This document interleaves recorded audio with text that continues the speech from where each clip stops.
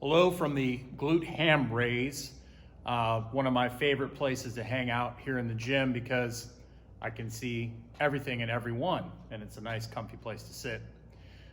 Today I wanted to talk to you about this bell curve and what it means for you and your success, whatever your goals might be. We have this bell curve, okay, and we have the mean in the middle. And basically, there's going to be people over here that are just doomed regardless of what they do. There's like a percentage over here that it's just almost hopeless for them, regardless of what you're talking about. And then we've got these outliers on the other side of this extreme, where it doesn't really matter. They're going to have success no matter what. And then we've got this lump in the middle, right? I've seen athletes and individuals gain success with methods, diets, lifestyles that I would, not endorse, but they can get away with it. And that's one of the biggest dangers that people have when they're looking at, whether it's a celebrity or a high-level athlete, they look at and they compare themselves to an outlier. And that is not wise. You have to kind of figure out where you're at and what situation works best for you, because and it works a lot with, like you get a bunch of kids training together. I usually get a lot of the kids that are in the middle or towards the tail end because they're struggling, because and that program usually has a few outliers that do really, really, really well, and then the rest of the kids kind of struggle. And a lot of the times the stuff they're doing in their programming either really has nothing to do with the sport, it's just basically stuff to make them tired, or the level is so much higher than where they're at that if we bring it down a few notches and we adjust what they're doing to the current level that they're at as far as their body's ability to learn, they have much more success. So a lot of times, Johnny did, this banded jumping program, and his vertical went up, da-da-da-da-da-da-da. But, the majority of the other kids either ended up hurt or didn't show any improvement at all or regressed. So a lot of times people will look at those two outliers and they will basically say, oh, this program's amazing. But really you need to look at the middle to the tail end to see what you can do for those people, because those are the majority of the people that you're going to end up with are these people at the bottom end of the bell. Every once in a while, you're going to get people at the top end of the bell, and those are the people that end up, this top tail, those are the people that end up in the NFL, they end up in the NBA, if they have the right structure. But unfortunately, most of the training is catered to those people on the top side of the bell, because that's what's fun and that's what's exciting and all that sort of stuff.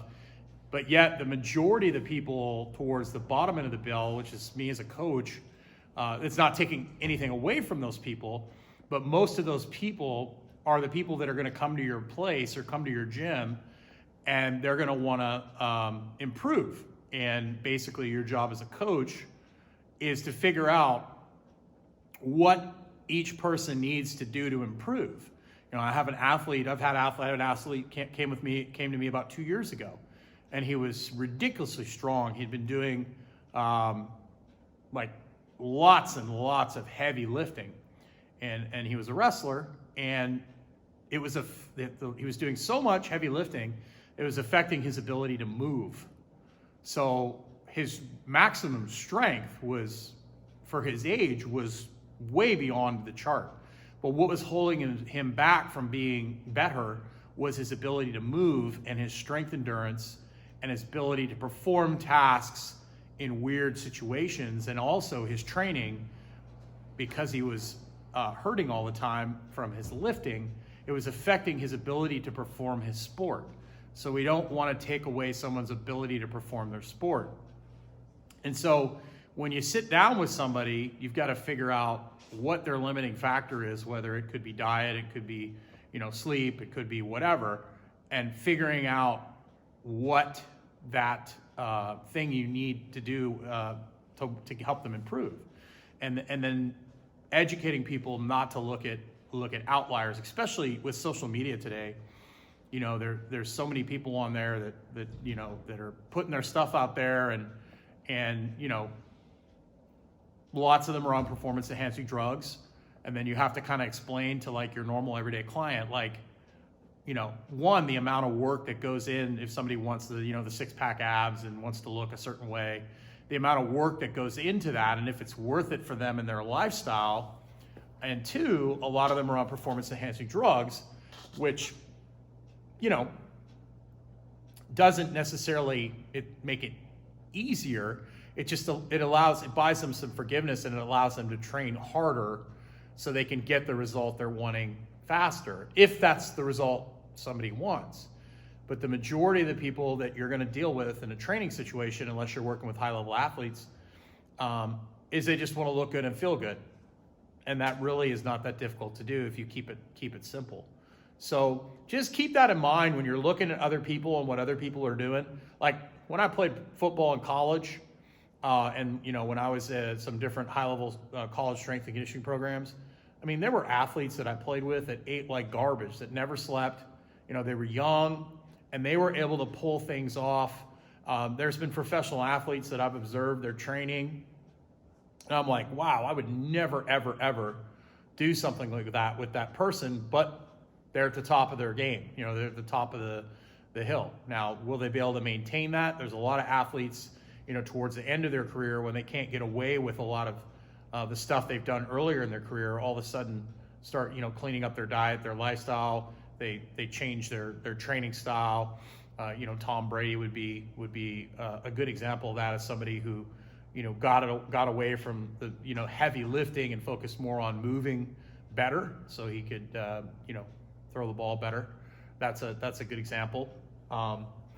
So you have to look at the current situation that you're in, and you have to understand that in any population, if you apply something to that population, there's going to be a group that's going to thrive no matter what, and there's going to be a group that's going to basically not be able to do it at all.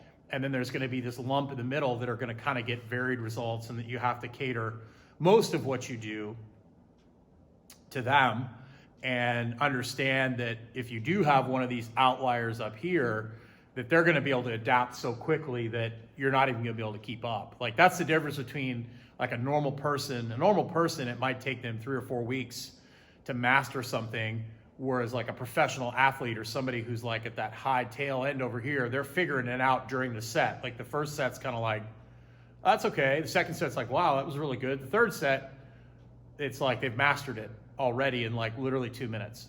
And that's when you know you have somebody who's exceptional, is when they can make changes like that on the fly. Whereas most people, it's going to take them, you know, weeks, maybe months, some people even, you know, years. And that's where, you know, exercise selection plays a huge role in you picking the exercise that gets the result that you want for them. So there's a few things for you to think about.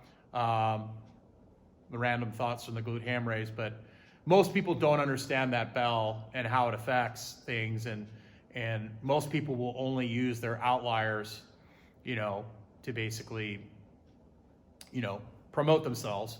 So you just want to keep that in mind, and you know, keep that in mind that most of the people that you see on, you know, on your social media, your professional athletes, those sort of people are outliers, and they're going to be able to do a lot of things that a normal person just is not going to be able to do.